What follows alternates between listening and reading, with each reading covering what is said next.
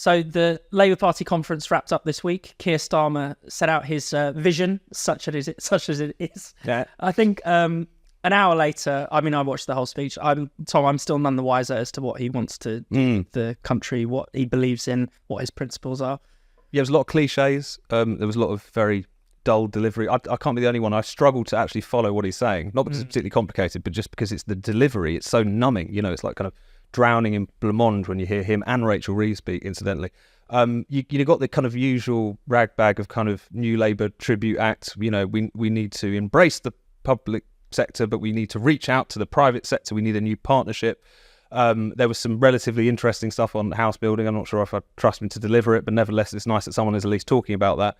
But beyond that, it's all the kind of usual, essentially just focus group platitudes. I mean, the things that were usually interesting for the wrong reasons. Like, they seem to have a desire, perhaps because they're so desperate to demonstrate their credibility and their economic credentials in the wake of the Jeremy Corbyn period, to seemingly invest more and more power in unelected bodies. So they now want to, beef up the OBR so that they can effectively veto their policies, certainly to give them, more ability to undermine anything that they might want to do if the sums don't add up. There's constant talk about empowering this body or that body to ensure that this happens. This constant talk about these ironclad fiscal rules of theirs to restrain their ability to move. I don't really know who this is supposed to inspire, apart from maybe the kind of the right of the Labour Party commentary or something like that, but they seem to spend a lot of time dwelling on these things. It's just such a reminder that there is this enthusiasm, this excitement amongst the commentators, amongst the pundit set, particularly because anti-Toryism has become such a kind of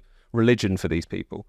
But that excitement is not earned by what the Labour Party is actually putting out there, and it's certainly not reflected in the polls. The clear picture that you've got is that Labour do have this commanding lead, which is built almost entirely on how much the Tory party have fucked it last time around. There is the lead that they have, certainly amongst working class voters, is so much smaller than it is in the rest of the country. That what is supposed to be the Labour Party's base are not convinced by Keir Starmer. The biggest chunk of them, the most significant chunk of them, are undecided who they're going to vote for, and the rest of them are kind of splaying off in a couple of different directions.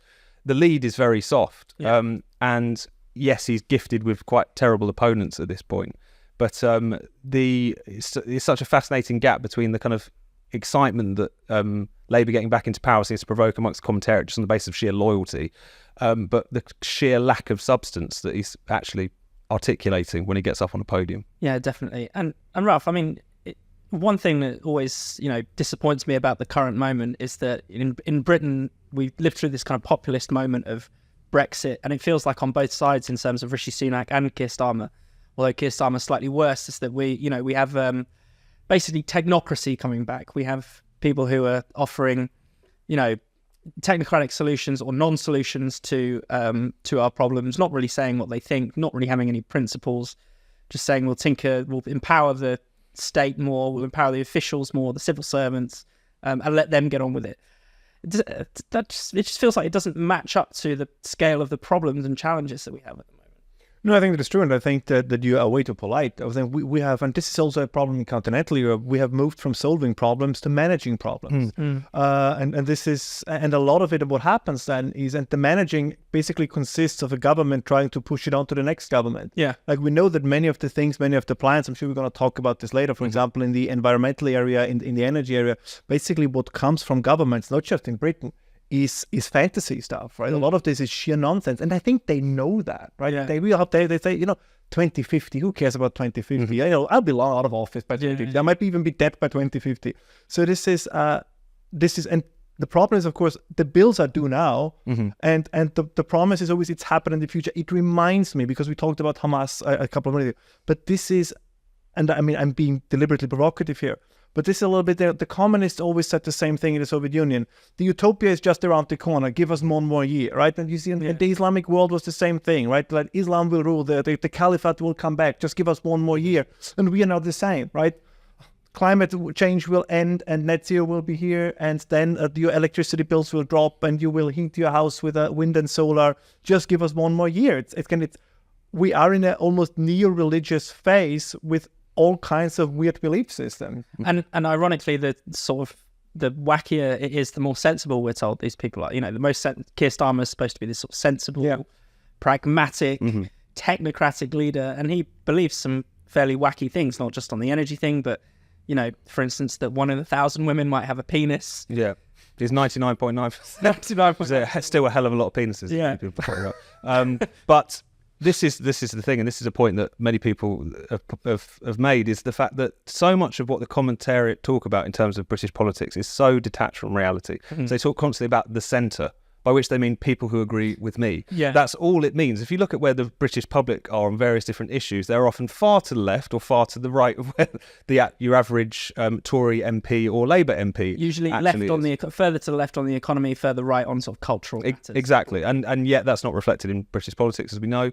Also, some of this discussion, as you say, about being sensible, you know, all parties really, I mean, Rishi Sunak has pushed back on the net zero agenda ever so slightly, but all of them are wedded to a policy of self-impoverishment on the back of technologies, which, as we're going to get onto, are pie in the sky in terms of delivering the energy that we need. All of them, as a matter of almost like religious fealty, have to mouth the platitudes about net zero and to try and out-compete one another about how ambitious they're going to be in pursuing this no-hoper energy policy. And as you say, even on some of the gender stuff, where Keir Starmer is on a really sticky wicket is the fact that the Conservatives have kind of really called his bluff on this issue now. Yeah. You know, they've really recognised that this is something which is cut through, which people recognise is completely deranged. They look at Keir Starmer talking about 99.9% of women not having penises and think, what the hell is he going on about? And again, come back to that question of sensibleness and credibility. I think if you want to be a sensible, credible politician who wants to be elected, that maybe you should concede that women don't have penises. Yeah. Like, he's been willing to upset the left of his party on so many issues. You know, he campaigned for the leadership as a Corbynite and then governed like a Blairite, as in within his own party. There's been U-turn after U-turn, fence sitting followed by fence sitting on all these kinds of different things. But when it came to the gender issue, which is clearly a problem for him, he still can't make that step to say what we all assume he actually believes, but is terrified of actually saying, which is that biological sex is real. So I think that issue, as with many others, is just a reminder that the supposed sensibles of politics are either nuts or in hock to people who are nuts. And that's definitely the picture with Keir Starmer, I think. And the other area that the Tories haven't done enough to challenge him on, I think, is race. Labour still plans to institute a kind of race equality act to essentially describe all of the UK's problems as down to systemic racism.